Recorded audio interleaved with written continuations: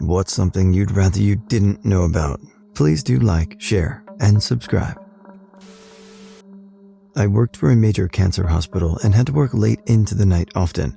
One time at like 4 a.m. I was leaving work, so I took the elevator.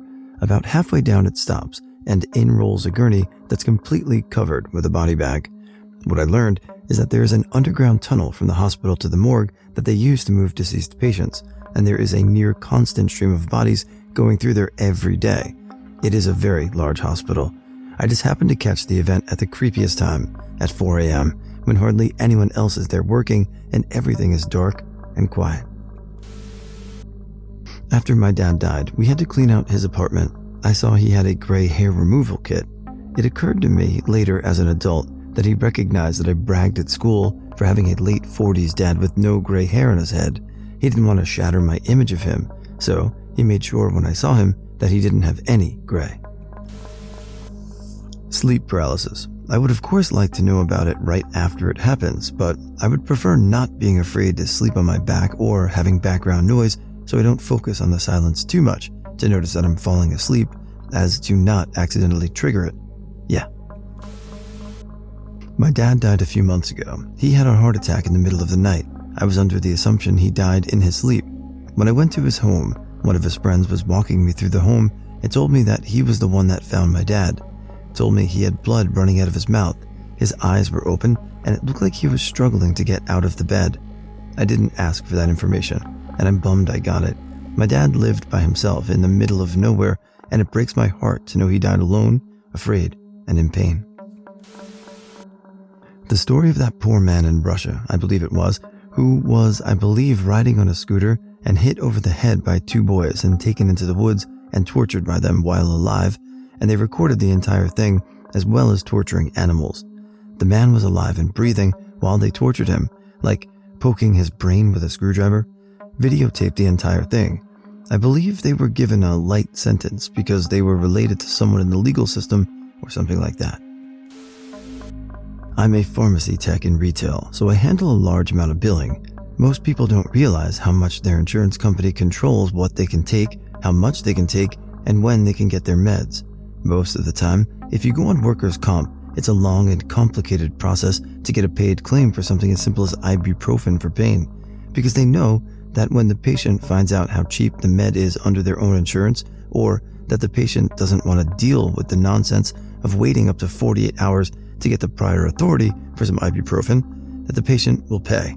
I always tell them to send workers' comp the receipts and only copies of them so they can't get lost and the patient can get reimbursed. It may take a while, but if you get hurt at work, you shouldn't be tagged with the cost. In the lead up to World War II, part of my family refused to help get out Jewish family members from Poland. A little bit of background. Part of my family were Jews that emigrated from Poland. Well, it was Prussia at the time that they emigrated. When they finally settled on the prairies in Canada, they converted to Christianity to fit in better in the community as they had experienced some serious anti-Semitism in Eastern Canada. When I was in my mid-20s, my grandmother took me aside and showed me some old family photos. They were a mix of English and Polish, and essentially tell a tale that my grandmother had kept from her children and grandchildren. Basically, the family back in Poland were watching the Nazis rising to power, and they were afraid due to the clear sentiment toward Jewish people that was being very publicly expressed. They wanted to emigrate to Canada, but they needed help, mostly money, to do it. Obviously, my grandmother did not have the letters that my family in Canada sent back, but the letters that followed clearly demonstrated that the answer was no, and that they were on their own, though some parts of the letter demonstrated that the family in Canada could have afforded to do it. They just chose not to. The 5 letters were sent over a year. The last arrived in the summer of 1939, begging them to at least take 8 children from 3 households, ranging in age from 2 to 16. My grandmother did not know if anyone replied, since even if it had gotten to them, the Nazis would have invaded Poland by then. All 32 family members in Poland mentioned in the letters, including the children, died in Auschwitz, except for 6, who it looks like were executed during the clearing of Krakow. My great-grandparents and their siblings had put letters away, and they all agreed to never talk of it ever again due to what they had done, but my grandmother took the letters with her when she moved out. She knew of the awful and selfish decision that was made, which was demonstrated in those letters, and she wanted to ensure it was preserved. Over the years, she had considered telling her husband and her children, but never found a good time to do it. When my grandfather passed away suddenly, she decided to tell me, as she was concerned that she would die soon, and that my father would find those letters without any opportunity for her to explain. We spent an afternoon going over them. It was really hard for her because she wished she could have done something, and that she still didn't want to tell my father. At the end of that day, she gave me the letters to take with me in an old box my grandfather had made.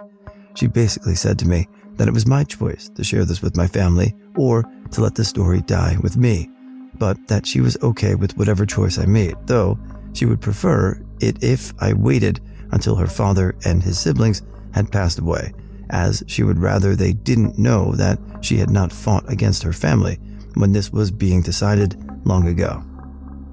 My grandmother passed away the next year from a hospital-borne infection. It has almost been 20 years since then, and I have not told anyone except a few close friends and my wife. I have decided that once the pandemic is genuinely over, I will get my immediate family together and tell them everything. My goal is to get them to agree to letting me donate them to the Museum of Auschwitz, which is where they belong, as far as I am concerned. To be honest, I'll probably donate the letters, regardless if my family agrees. None of the family involved in what happened are alive anymore. What happened to that one dude who was sleeping on a bus somewhere in Canada? He was sleeping on a bus and some crazy guy began stabbing him to death. People had to just sit and watch as the psycho cut off the guy's head. The police, who couldn't get there in time, as well as all the other people on the bus, are outside watching in horror as the crazy person began to eat the decapitated head of the man he just killed. The murderer is now free because he was deemed mentally ill and apparently received treatment. Awful. My grandfather, my dad's stepdad, who raised him and his mom, was a horrible man. He always treated me horribly, but my siblings much better. My mom was 17, my dad was 20, when she got pregnant with me. The part I wish I didn't know is related to my grandpa. When I was a teen, my mom told me that my grandpa offered to pay for my dad to go and live in California with his bio dad to get away from her. They said her pregnancy was an embarrassment to my grandparents.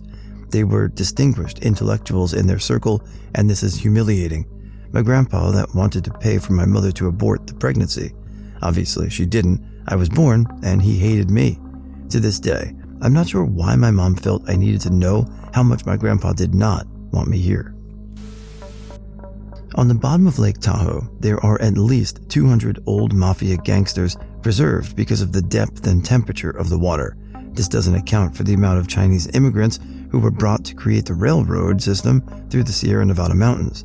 Instead of citizenship and pay, which they were promised, they were tied together and thrown to the bottom of Tahoe. Jack Coesia was going to do a documentary about it years ago, but it was stopped because of well-known people said no. My adopted daughter was sexually abused by her biological father, the piece of shit that he is. She wrote a very long letter detailing it. I can't bring myself to read it, but I know that I'll have to read it sooner or later. I know she's going to want to talk about it, and I want to be there for her when she's ready to talk about it. I don't know what's in that letter, and I don't want to know. It will break my heart. My daughter is so brave and so strong, and I respect her in what she's gone through, and yet still manages to smile and be loving. She's amazing. So, female dolphins have vaginal secretions that make a male dolphin just come over and over and over. From this point on, I will call these secretions dolphin pussy jelly.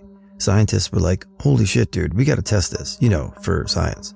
So, the scientists collected a sample of said dolphin pussy jelly and had a test primate. They swabbed it on the male primate's dick, sat back and watched the show. Now, you see it worked, but it worked a little too well. The monkey straight up had a heart attack because it used all of its energy into fucking coming. I want to live in a world where this is a commercial product. I want to say, you know what? I want to die, and I know what to do about it. I want to live in a world where I can go into my local grocery store, pick up a bottle of Smucker's Dolphin Pussy Jelly, and just fucking cum myself to death. Ugh. Honestly, most politics It's so goddamn draining to know that you as an individual really can't change the world as much as you'd like. The natural greed that occurs with power that very few seem to be able to control is very apparent within politics, and I feel as though reading about it and learning more only leads to me either getting annoyed or angry or sad all about it.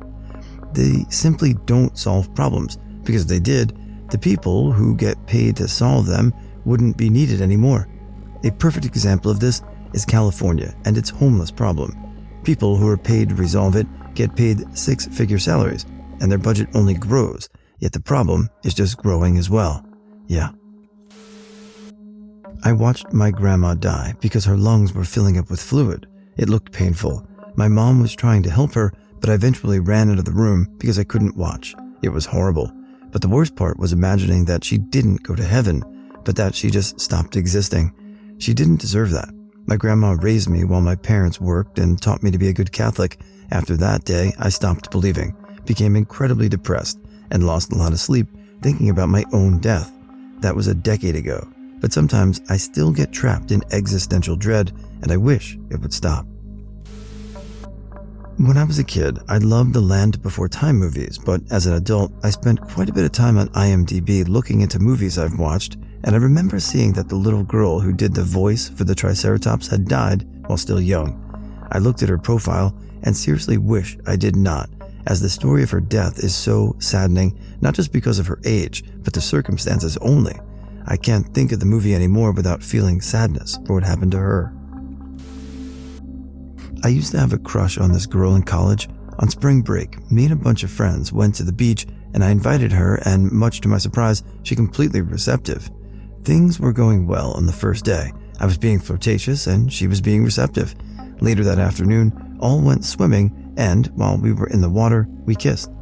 As we were walking away to our hotel room, I was staring at her ass. She was wearing a kind of beige two-piece swimsuit. I noticed a dark spot in the middle of her bikini bottoms. I got a little closer and identified it as a skid mark. I thought to myself, maybe it's a period stain, but no. I got a good look, and it was definitely a poop stain. I knew it's probably shallow, but it's all I could think about when I saw her on the rest of the trip and lost all interest. A little shallow. You know that CPR dummy with the distinctive grin who everyone kisses to practice CPR? It is supposedly based off a very real dead girl.